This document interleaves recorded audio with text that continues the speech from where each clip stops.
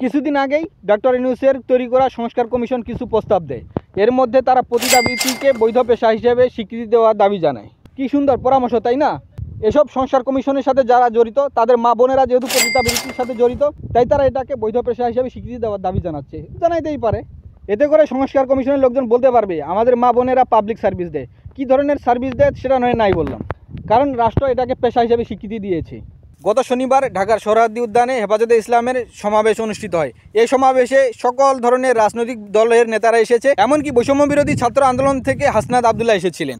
এই সমাবেশ থেকে সবাই নারী কমিশনের সুপারিশের তীব্র বিরোধিতা করেছে এবং এর সাথে যারাই জড়িত সকলকেই গ্রেপ্তার করে আইনের আওতায় আনার জন্য দাবি জানিয়েছে। এখন সেই সমাবেশের পর নারীবাদীরা বলা শুরু করেছে সেই সমাবেশে নাকি নারী বিদ্বেষী প্রচারণা চলা হয়েছে।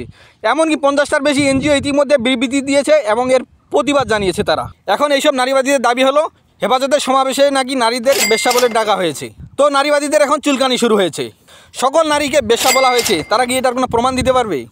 যারা এই কমিশনের সাথে জড়িত শুধু তাদেরকেই বেশ্যা বলা হয়েছে, শুধু নারীবাদীদেরকেই এই সম্মানজনক উপাধিটি দেওয়া হয়েছে।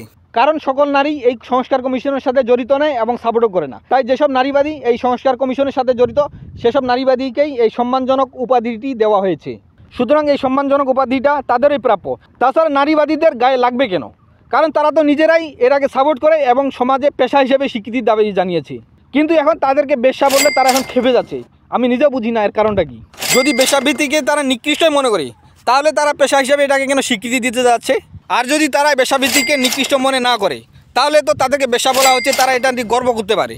শেখ হাসিনা যখন ক্ষমতায় ছিল তখন সকল নারীবাদী একযোগে টিপ করে প্রতিবাদ জানিয়েছিল একটি ঘটনার। এখন কি এসব নারীবাদী একযোগে গলায় প্লাকার্ড ঝুলিয়ে বলবে আমরা সবাই বেশ্যা? কিন্তু তারা এখন সেটা করছে না, বরং তারা বেশ্যা বলাকে পুরো নারী জাতির উপর চাপিয়ে হেফাজতের সমাবেশকে বিতর্কিত করতে যাচ্ছে। অথচ নারী সংস্কার প্রতিবেদন তৈরির সময় তারা সকল নারীর সাথে কথা বলেনি, তারা তাদের নারীবাদীদের চিন্তাধারা সকল নারীর উপর চাপিয়ে দিয়েছে। গুটি কয়েক নারীবাদী দেশের কোটি কোটি নারীর বক্তব্য বলে চালিয়ে দিয়েছে। এসব নারীবাদী বেশ্যাদের অতি শীঘ্রই গ্রেপ্তার করে আইনের আওতায় আনতে হবে, যারা দেশের সামাজিক এবং ধর্মীয় মূল্যবোধের বিরুদ্ধে প্রকাশ্যে অবস্থান নিয়েছে এবং নারী জাতিকে অসম্মান করছে।